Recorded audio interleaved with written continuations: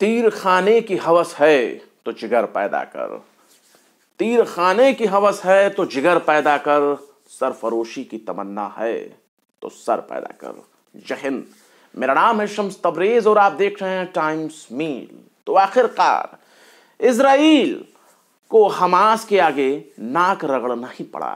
15 महीनों तक गाजा में खाक छानने के बाद झक मारकर इजराइल को उसी दुश्मन के साथ समझौता करना पड़ा जिसे मिटाने के लिए इजराइल चीख चीख कर कसमें खा रहा था। हमास ने पहले फेज में 3 महिला बंधकों को रिहा कर दिया और वो रेड क्रॉस के हवाले करने के बाद वो इजराइल के पास पहुंच भी गए और जंग बंद हो गई। हमास सड़कों पर उतरकर जश्न मना रहा है, जिसे देखकर इजराइल के बड़े बड़ों के कलेजे पर सांप लौट रहा है। हाय, ये क्या हो रहा है। सबसे ज्यादा शर्म अमेरिका और नेतन्याहू को आ रहा होगा, क्योंकि हमास अपनी शर्त पर सीज फायर के लिए राजी हुआ। हमास को झुकाने और गिराने के लिए बहुत कोशिशें हुई। हमास को गहरे जख्म भी लगे, बड़े बड़े लीडरों को उसने खो भी दिया, पर झुका नहीं। हमास अपनी शर्तों से पीछे नहीं हटा। सब कुछ तय होने के बाद भी नेतन्याहू सीज फायर डील को कैंसिल करने के लिए हर बार की तरह कोई ना कोई खुद की शर्त घुसेड़ दे रहे थे। पर इस बार जब उनके सैनिक लगातार मारे जाने लगे और बहुतों ने गाजा में जंग लड़ने से इनकार कर दिया, तो नेतन्याहू को दिन में तारे नजर आने लगे। इजराइल जिस हमास को जड़ से मिटाने की कस्में खा रहा था, उसी हमास की शर्तों के आगे झुककर उसे समझौता करना पड़ा। इतवार की सुबह भी इजरायली बंधकों की लिस्ट पहुंचने में जरा सी ताखीर क्या हो गई, देरी क्या हो गई, नेतन्याहू ने पलटी मारना शुरू कर दिया। पर हमास ने लिस्ट सौंपकर इजराइल के मुंह पर कालिक पोत दिया। पर नेतन्याहू को हमास से करारी हार मिलने के बाद उतनी तकलीफ नहीं हो रही होगी जितना उसे इजराइल के भीतर हो रही होगी। नेतन्याहू और इजराइल की सेना को इजराइल के भीतर से ही लानत मलामत का सामना करना पड़ रहा है। इजराइल के बड़े बड़े माहिरीन और रिटायर्ड अफसर नेतन्याहू और इजराइल की फौज को लानतें भेज रहे हैं और कह रहे हैं कि तुम करने क्या गए थे, तुम तो अपना ही मुंह पर कालिक पुतवा कर लौट आए हो। हमने अपने बेटों को गवा दिया, कुर्बान कर दिया, न्यौछावर कर दिया, पर हासिल क्या हुआ? हथियार लेके गए थे और खाली हाथ लौट रहे हो। दुनिया भर के देशों ने इजराइल को एक अपराधी के तौर पर कबूल किया और उल्टा फलस्तीन को एक आजाद रियासत के तौर पर इज्जत बख्शी और कबूल कर लिया। मतलब तुम गए थे हमास को मिटाने, फलस्तीनियों को खत्म करने, और उल्टा अपने ही चेहरे पर मुजरिम का ठप्पा लगवाकर चले आए। अब देखिए कि इजराइल के चैनल i24 न्यूज ने क्या लिखा है। i24 के अरब मामलों के कमेंटेटर यानी टिप्पणीकार जवी येजकेली ने इतवार की सुबह सीज फायर के बाद गाजा में जश्न मनाने वाले हमास के लड़ाकों की खुलेआम मौजूदगी को देखकर बहुत ही मायूस हैं। इजरायली अखबार मारिव को दिए गए एक इंटरव्यू में येजकेली ने इन नज़ारों को देखना सबसे तकलीफ देह करार दिया है, सबसे ज्यादा मुश्किल कड़ा वक्त करार दिया है। यह जंग के मकसद और गाजा में इजराइल के मकसद के बिल्कुल उलट है। उन्होंने यही कहा। उन्होंने कहा कि क्या हमने इसी दिन के लिए 1 साल और 3 महीने तक जंग लड़ी, यानी 15 महीने। इन 15 महीनों में हमने आखिर क्या हासिल किया? इजरायली कमेंटेटर ने आगे यह भी कहा कि हमने कई घरों को तबाह किया, हमने अपने सबसे अच्छे बेटों की कुर्बानी दे दी और आखिर में हम उसी नतीजे पर पहुंचे कि हमास आज जश्न मना रहा है और हम देख रहे हैं उनके लिए मदद पहुंच रही है। हमारी शानदार फौज वापस लौट रही है, यानी एलिट फौज वापस लौट रही है। येजकेली ने गाजा में 15 महीने की इस जंग के ऐसे अंजाम को देखकर शदीद तनकीद की है। उन्होंने कहा है कि मौजूदा हालात ने एक बात को बिल्कुल कंफर्म कर दिया, और वो ये है कि 15 महीने की लड़ाई गाजा में जंग के हालात को बदलने में बिल्कुल नाकाफी रही, बिल्कुल नाकाम रहे। येजकेली ने कहा कि उससे गाजा में सीज फायर के ऐलान के बाद हमारे खिलाफ तनकीद में इजाफा हुआ। मतलब गाजा में सीज फायर हुआ, लेकिन उल्टा हमारे खिलाफ तनकीद भी हो रहा है, क्योंकि अफसरान और माहिरीन ने कबूल किया है कि 470 दिनों के तबाहकुन जंग में इजराइल ने अपने मकसद को हासिल करने में बिल्कुल फेलियर रहा।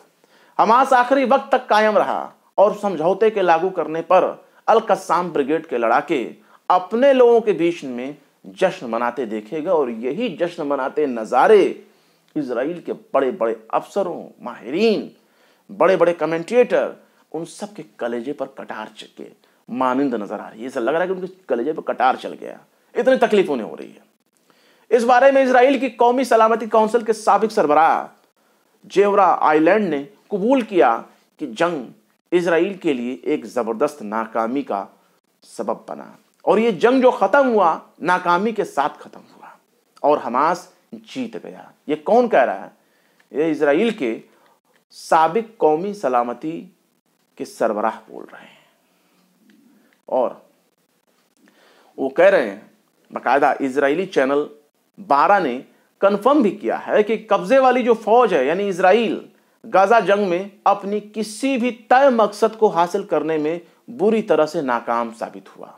हमास को तबाह करना भी इस मकसद में शामिल था, पर फलस्तीनी मूवमेंट अभी भी अपने पैरों पर खड़ा है। इजराइल की कौमी सलामती काउंसिल के साबिक सरबराह जेवरा आइलैंड ने यह भी कहा कि यह सच है कि हमास को बहुत गंभीर मजीद झटके लगे, लेकिन वो अभी भी लड़ रहा है।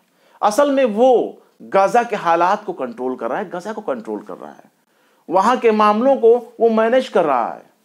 इजरायली समाचार पत्र मारियू ने शनिचर के रोज एक सर्वे भी किया और बताया कि महज 8% इजराइल मानते हैं बेंजामिन नेतन्याहू की सरकार ने गाजा पर जंग के लिए पहले से तय मकसद को पूरी तरह से हासिल कर लिया। महज 8% लोग मानते हैं, वो भी अगर पूरी तरह से हालात अगर देख लें तो कहेंगे कि भाई साहब कुछ नहीं हासिल किया इसने।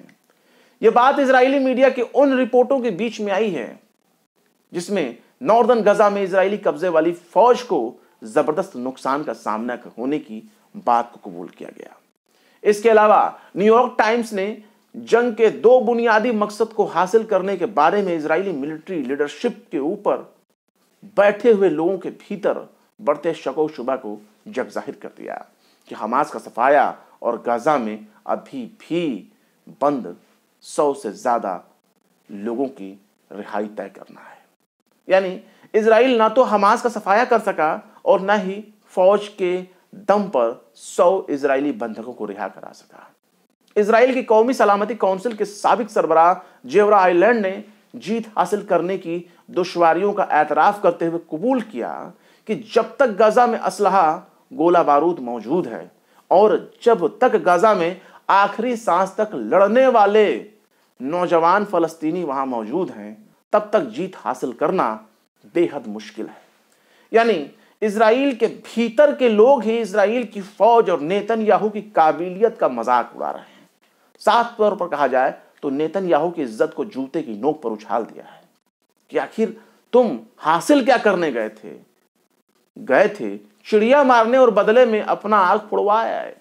पर इजराइल और अमेरिका के सबसे बड़े दुश्मन ईरान की तरफ से भी एक बयान सामने आया है। वो किसी मिर्ची से कम नहीं उनका बयान।